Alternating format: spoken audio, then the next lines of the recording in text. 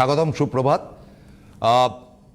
একটা বছর তো প্রায় শেষ হতে চললো, মানে ধরুন আজকে যে সময়টা আমরা ঢুকে গেছি সেটা তো শেষ মাস, এবং শেষ মাসে সারা মাসের সালতামামি করলে যেটা পাওয়া যায় যে আমার অতিথি একেবারে গোড়াপত্তনের দিন থেকে, আমি নিজেই তার সাক্ষী, যে এই যে 2025 অর্থাৎ মঙ্গলের বর্ষ, কি কি খারাপ হতে পারে, কি কি ভালো হতে পারে, কোথায় কি হতে পারে, আজ বলে না, সেই রবি শাস্ত্রী কোচ থেকে শুরু করে ক্রিকেট থেকে শুরু করে দেশের যুদ্ধ বিগ্রহ বহু কথাই তিনি বলেছেন। তবে এই বছরটা তিনি একেবারে মানে পুরো মেসি হয়ে গেছেন জ্যোতিষ জগতে, মানে ধরছেন বল কাটাচ্ছেন। ফলে I must congratulate my dear friend Debacharyaji, welcome. একদম, সবাইকে নমস্কার। একটা কথা বলি, যে এই যে প্রেডিকশন একটা করলেন একটা সারা বছর ধরে, এবং আগুন জ্বলবে, গন্ডগোল হবে, ইত্যাদি ইত্যাদি, এগুলো মানে আমি আপনার কাছে মানে জানতে চাইবো না, ফর্মুলা জানতে চাইছি না, কিন্তু এগুলো এত পটাপট বলেন কি করে? না, মেন ব্যাপার হচ্ছে যারা জ্যোতিষী করেন তারা প্রত্যেকেই না কি বলবো, আগামী দিন কি হতে চলেছে এটা দেখার একটা চেষ্টা করেন। এবং আমার মনে হয় যে আগেকার দিনের মানুষরা যদি পারতো, তাহলে আমরাও যদি একটু সময় দিই, আমরা যদি একটু চেষ্টা করি, তাহলে সেই জিনিসগুলো খুব ইজিলি হয়ে যাবে। এবং আগামী দিনগুলোতে যখন টাইম, সময়, রেট, আমি আগের দিনকেও বলছিলাম, ভারতবর্ষেরও নিজস্ব একটা জন্ম সময় রয়েছে, জন্ম তারিখ রয়েছে, কোন সময় স্বাধীন হয়েছিল, সেই অনুযায়ী আমাদের পুরো ব্যাপারটাই ক্যালকুলেশনে আসে। এবং সেই জায়গা থেকে যদি দেখি, নর্থ ইস্ট, ওয়েস্ট, সাউথ প্রতিটা জায়গাতে বাস্তু রিলেটেড কী সমস্যা হতে পারে সেটা পর্যন্ত বলা সম্ভব। যেমন কিছুদিন আগে টিভিতে দেখছিলাম, একজন ডাইরেক্ট বলেছিলেন যে কোথাও না কোথাও ভূমিকম্প হওয়ার একটা প্রবণতা আছে। আচ্ছা আচ্ছা, তো আমি দেখলাম যে খুব আশ্চর্যজনকভাবে সত্যি সেই সময়টা মঙ্গলের সাথে যখন সূক্ষ্মদশায় পার হচ্ছিল, তখন অবশ্যই কম্পন করার মতো কন্ডিশনে রাহু ছিল। এই যে সম্প্রতি যেটা হলো, হ্যাঁ, ও টিভিতে দেখেননি, এটা ইউটিউবে দেখেছেন, দিল্লিওয়ালা একজন। হ্যাঁ, তো আমাদের এদিককার না। না, এবং দেখার পরে না দেখলাম যে সত্যি আশ্চর্য। এবং সেই জিনিসটা যদি আমিও রিয়েলাইজ করতে পারতাম, আমিও যদি মানে বের করতে পারতাম, আমার মনে হয় যে অনেকটা আনন্দের হতো।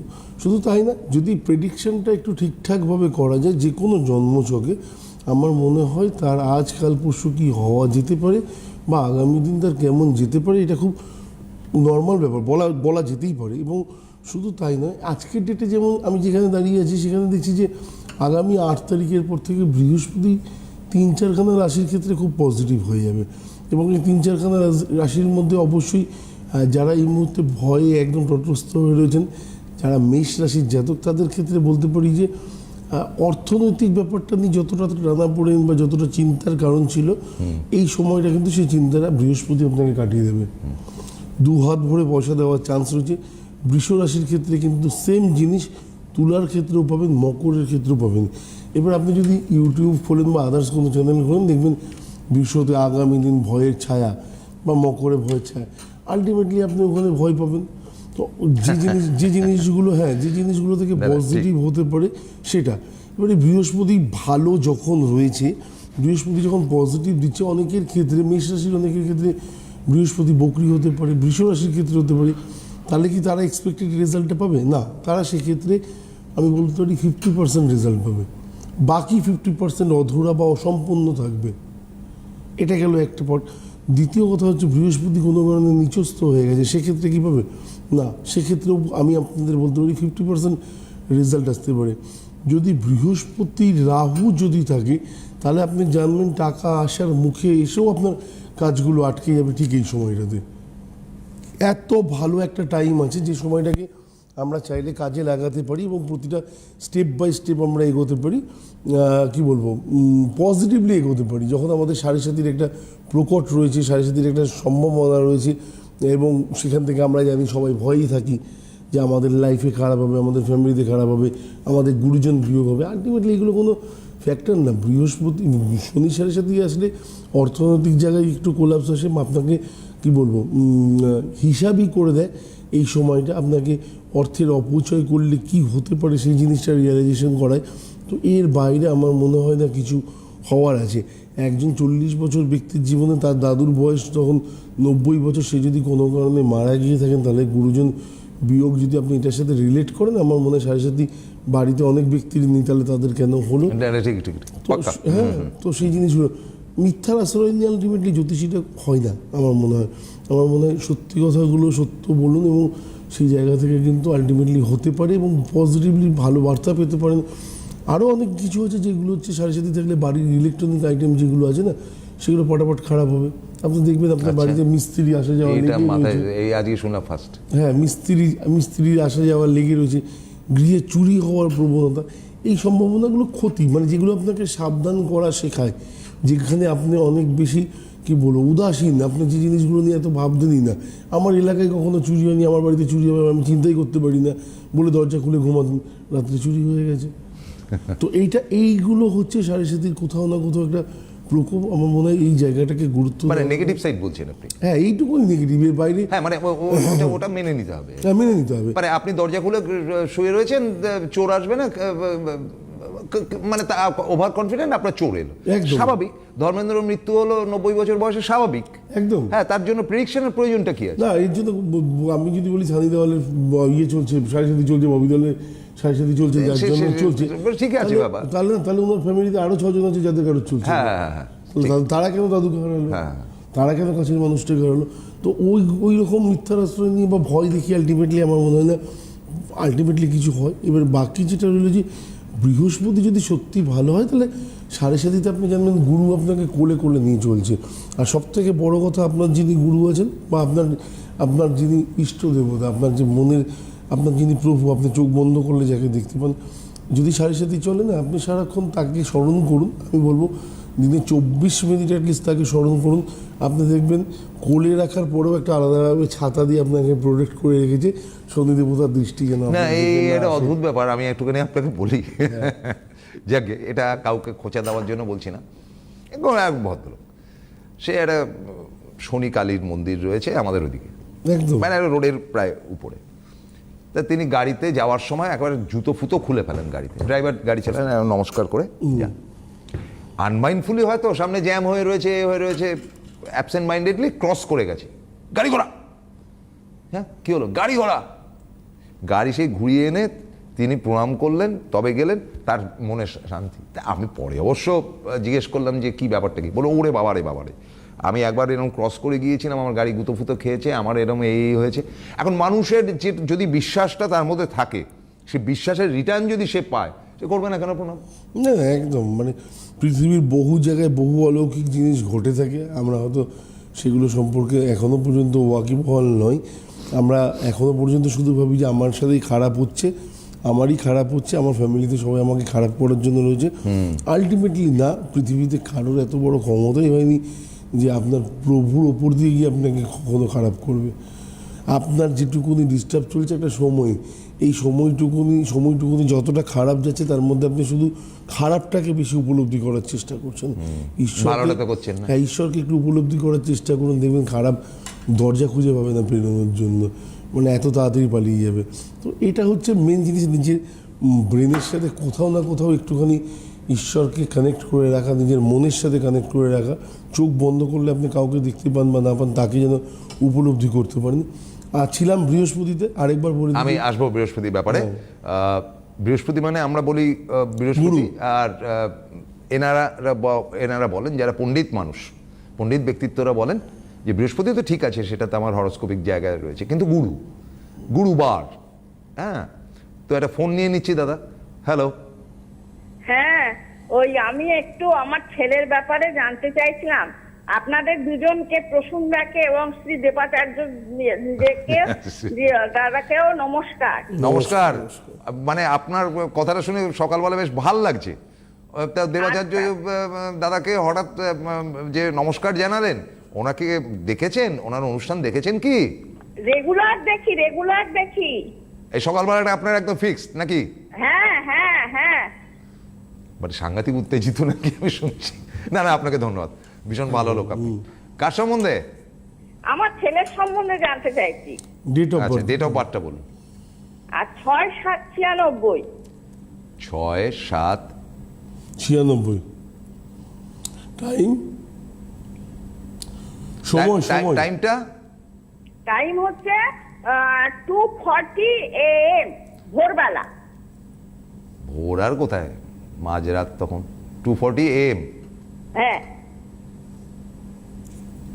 দেখুন আমি একটা কথা বলি দিদি, দেবাচার্যজি কাউকে খারাপ বলেন না, সবসময় তার মধ্যে ভালোটা খুঁজে বের করেন। তা আপনি কি সেটা জানতে চান নাকি খারাপটাও জানতে চান বলুন তো? সবই জানতে চাই, সবই জানতে চাই। উনি তো শুধু ভালোটা বলেন, কেন বলেন? না, খারাপ তো জেনে থাকলে আমি মনে থেকে তৈরি হয়ে থাকবো যে কি আসতে চলেছে। তো উনি যদি বলেন যে না ছেলে তো সব ঠিকই আছে, আপনি বেকার ভাবছেন, উনি তো মানে ভালো ডাক্তাররা কি বল, ধর কিচ্ছু হয়নি বলে কয়েকটা ওষুধ দিয়ে দিল, সে মনের দিক থেকে চাঙ্গা হলো। উনি তো আচ্ছা, এইরকম। ঠিক আছে, উনি যা ভেবে বলবেন বলুন না। জন্মস্থান কোথায় ছিলেন? জন্মস্থান আমি আমতলা থেকে বলছি, জন্মস্থান ডায়মন্ড হারবার নার্সিং হোম। ও আমতলা মানে ওই দক্ষিণ 24 পরগনা।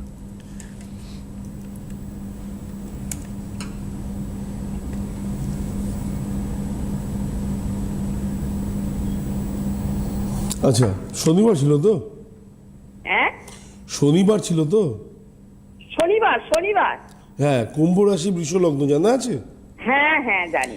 আচ্ছা, ষষ্ঠী কৃষ্ণপক্ষে জন্ম, নরগণ। জন্মছক অনুযায়ী বৃহস্পতি বকরি, কিন্তু সক্ষেত্রী, ওকে ভালো, খারাপ বলবো না। আর দেখুন, লগ্নে শুক্র মঙ্গল একত্রে বসে রয়েছে, রবি বুধ সেকেন্ড হাউসে, থার্ডে কিছু নেই, ফোর্থ কিছু নেই, ফিফথ হাউসে Rahu, sixth house seventh house blank, অষ্টমে বৃহস্পতি, নবম কিছু নেই, দশমে চন্দ্র, একাদশে শনি এবং কেতু। দেখুন, প্রথমেই বলি যে শুক্র মঙ্গল যদি একসাথে থাকে না, তাহলে সেক্ষেত্রে জীবনে স্যাটিসফ্যাকশন মানে আত্মসন্তুষ্টিটা একটু কোথাও না কোথাও কম হয়। যে জিনিসগুলো করতে যাই সেগুলো মুখের কাছে এসেও না হওয়া, বিদ্যার জায়গাটাতে ভেবেছিলাম আরও অনেক দূর এগোতে পারবো, কিন্তু কোথাও না কোথাও ডিস্টার্ব পেয়ে গেলাম, হলো না এগোনো। এইরকম ব্যাপার। হ্যাঁ, আচ্ছা। একদম। আচ্ছা, কর্মক্ষেত্রে আমি যে ধরনের জব চাই বা যেটা করলে আমি খুব খুশি থাকতাম, সেই জায়গাটাতেও একটু কোথাও না কোথাও ডিস্টার্ব আসে, ভালো লাগছে না, এরকম একটা ডিস্টারবেন্স চলে আসে। রবি বুধ বুধাদিত্যর যোগ মানে হচ্ছে স্পেশালি কী বলবো, পজিটিভ একটা জায়গা, এবং আমার মনে হয় যে যে কোনো বিষয়ের উপরই হোক না কেন ওরা একটা ভালো জ্ঞান রাখার জায়গা আছে। পঞ্চম ঘরে রাহু মানে স্পেশালি বন্ধুভাগ্যটা যে সবসময় খুব ভালো একটা পাবে বা সাপোর্টিভ হবে, এটা আশা করা ভুল। বৃহস্পতি অষ্টমে রয়েছে এবং বকরি, সক্ষেত্রী থাকার মানে পজিটিভ, অ্যাটলিস্ট 30% রেজাল্ট পাচ্ছে। আর অষ্টম ঘরে থাকলে না, ওই এক্সপেক্টেড যেগুলো খুব আশা করে বসে থাকে সেগুলো মুখের কাছে এসেও যেন অসম্পূর্ণ হয়ে যায়। আর শনি কেতু যেখানে বসে রয়েছে, খারাপ কিছু বলবো না। বৈবাহিক জীবনে পা রাখার আগে অবশ্যই জোটক বিচার করে যেন পা দেয়, যেন মিলিয়ে, হ্যাঁ মিলিয়ে যেন বিবাহিত জীবনে পা দেয়, নইলে পরে একটু সমস্যার কিন্তু সম্মুখীন হতেই পারে। কেমন? এই জিনিসগুলো মাথায় রাখবেন। অর্থনৈতিক জায়গাটাকে খারাপ কিচ্ছু না। আলটিমেটলি জিনিসটা হচ্ছে জীবনে কোথাও না কোথাও পরিশ্রমের মাত্রা ওর ক্ষেত্রে একটু হলেও বেশি। চমৎকার বলেছেন, এক্সেলেন্ট। এত ভালো বললেন না কথাটা, দাঁড়ান, অসাধারণ বললেন। আমি পুরো না আপনাকে অবজার্ভ করছি, আপনি প্রত্যেকটা কথা বলছেন, এটা করতে গিয়ে আটকাচ্ছে, এটা হওয়া উচিত ছিল, ঠিক হয়নি, এটা করা উচিত ছিল, প্রত্যেকটা জায়গাতে কোথাও একটা গিয়ে একটা পাঁচিলে ও ধাক্কা খাচ্ছে, এবং করতে করতে আলটিমেটলি গিয়ে যেটা আপনি বললেন, that is the best judgement. এর আগে কোনো কথা হতে পারে না, পরে কোনো কথা হতে পারে না, দ্য বেস্ট। চমৎকার। হ্যাঁ বলুন দিদি, আপনি বলুন। জিজ্ঞেস করি, ও কি মাঙ্গলিক? দেখুন, লগ্নে মঙ্গল থাকলে, আমাদের এখানে সবাই ক্যালকুলেশন করেন না, কিন্তু লগ্নে মঙ্গল থাকলে বা সেকেন্ড হাউসে মঙ্গল থাকলেও না মাঙ্গলিকের কারকতাটা দেয়, এবং পাপ গ্রহের সাথে থাকলে পরে তার ইফেক্টটা বেশি। যদিও কোনো কারণে মানে প্রাইভেটে কখনো জব করে, দেখবেন যে 27, 28, 29 বছর বয়সে হয়তো জব পেয়ে গেছে, কিন্তু কন্টিনিউশন রাখার ক্ষেত্রে না বিরক্ত হবে, ওর একটা সমস্যা, অফিসে গন্ডগোল, ভালো লাগছে না, মা এই চাকরিটা ছেড়ে দেবো, এর থেকে ভালো একটা পেয়ে যাবো, এই যে মানসিকতা কোথাও না কোথাও একটা চাঞ্চল্য ব্যাপার, এটা 32 পর থেকে গিয়ে ওভারঅল ঠিক হয়ে যায়। এই জায়গাটা নিয়ে চাকরি বাকরি কি হবে, আর বিয়েটা কেমন হবে? না না না, আপনি যেটা উনি যেই কথাগুলো বললেন, আপনি একটু উত্তর দিন। আপনি পরের পর প্রশ্ন করছেন, প্রশ্নটা না করে উত্তরটা দিন। আপনার ছেলে কি বৃত্তান্ত? বলুন, ঠিক আছে। আপনি উত্তরটা দিন। হ্যাঁ ঠিক আছে, ঠিক আছে মানে? আপনি যেটা বলছেন, হ্যাঁ হ্যাঁ হ্যাঁ। না না না না, ওরকম করে হ্যাঁ হ্যাঁ বলতে হবে হ্যাঁ না, মানে আপনার ছেলে যতদূর অব্দি যাওয়ার কথা ছিল সে যেতে পারেনি, পরিশ্রম করে তাকে দাঁড়াতে হবে, লাস্ট কথাটা যেটা বলেছে, তাই তো? না পড়ছে তো। পরিশ্রম, শুনুন, একটা ছেলে 1 ঘন্টা পড়েও ফার্স্ট ডিভিশনে পাশ করতে পারে, আর একটা ছেলে সারাদিন পড়েও 3rd ডিভিশনে পাশ করে। ডিফারেন্সটা হচ্ছে এটা, আপনার ছেলের মধ্যে মেডিকেল পড়ছে তো। করুক, সেটা তো বলা হচ্ছে না, কিন্তু পরিশ্রমটা প্রচুর করতে হবে, মেডিকেলের কথা হ্যাঁ বলছি। হ্যাঁ হ্যাঁ, আচ্ছা, ঠিকই বলেছেন। মেডিকেলে যেটা পড়ে তার এমনিতেই প্রচুর পরিশ্রম করতেই হবে, হ্যাঁ, এবং তুলনামূলক কিন্তু ওকে তুলনামূলক অনেক বেশি করতে হবে। অন্যদের তুলনায় একটু বেশি করতে হবে, ডিফারেন্সটা হচ্ছে এটা। হ্যাঁ বাকি বাকি কিছু না দিদি, বাকি যেটুকুনি বললাম খারাপ কিছু না। অন্যদের তুলনায় আমি আগেও যেটা বললাম এখনও তাই বলছি, এখন যখন পড়াশোনা করছে আপনার কেন এখন বিয়ের প্রশ্ন আসছে?